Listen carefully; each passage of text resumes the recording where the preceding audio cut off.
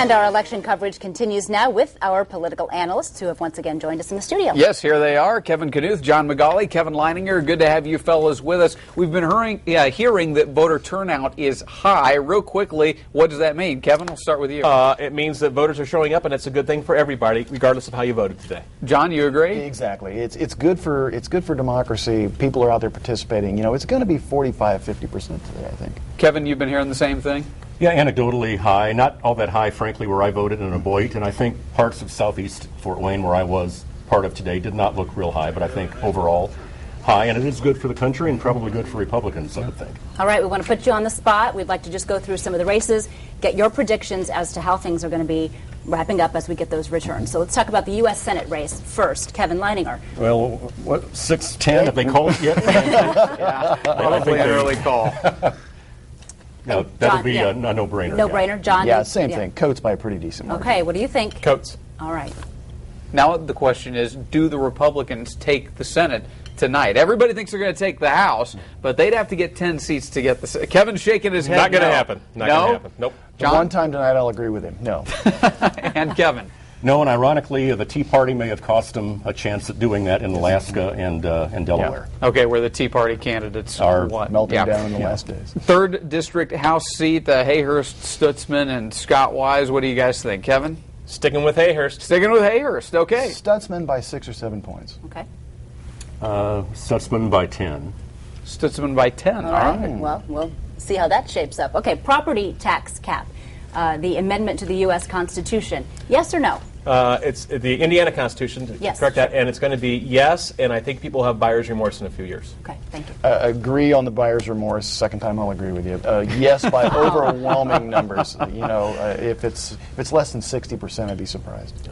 It'll win overwhelmingly, and there will be some difficulty caused by it, but I think the buyer's remorse will be a long time coming if it comes at all. All right, let's talk about the East Allen referendum, not totally unconnected to this. This is, first of all, do you think this referendum is going to pass? This is one of those ones that I think is very tough to predict. Kevin? I think it's not going to pass. Overwhelmingly, polls have shown that people are not going to vote for referendums like these right now, and that's a big problem for them. John? I have a better chance of getting elected governor in 2 years than that referendum has of being passed tonight. It's going to track really close to the numbers on property tax cap. They have called your race already, Yes, though, right? that was Allen right at County 6 Recorder? o'clock, yeah. He's a shoo-in. I think you're safe on that one. Kevin, what do you think about the... Exactly, as we talked about last night, East Allen hasn't made a case for it, and as I said, Southwest Allen did, and they won, and East Allen didn't, and they'll lose. All right, we've talked about the 51st District, Cody Ross, Dick Dodge. That's an important race. A lot of people are watching that. So, Kevin, let's start with you. You're looking for a prediction? I am. Dodge, narrowly. John, you agree? Same thing. It's going to come down to name ID and who they dislike least. Okay. I'm going to stick with the Democrat. I think Cody Ross is going to pull an upset tonight. All right, well, we'll see on that. And I'm interested to see who wins the Allen County Superior Court judge race. This is technically a nonpartisan office. I don't think anybody's had any money to do any polling in this race. You've got Ken Scheibenberger, Lewis Griffin, and Wendy Davis. Obviously, Judge Scheibenberger is the incumbent here, but he's been embroiled in quite a bit of controversy over the last couple of years. So, okay, let's have the predictions. Kevin first. I'm going to change my prediction today. I was going to say originally Scheibenberger, but I think Lewis splits the vote and Davis pulls off a narrow win. Okay. That's what I've been saying all along. Davis by 3 or 4 points. The Republican turnout should help Davis, especially with the Tea Party backing that she has, but I still think Scheibenberger is going to pull it out. I think he has the name recognition and a little bit of a backlash from the dirty way the campaign on both sides has been run. Okay, we have some results actually that have just come in. This is the U.S. Senate race. If we can take a look at those. Okay, Coates right now, the expected winner from most people's camps.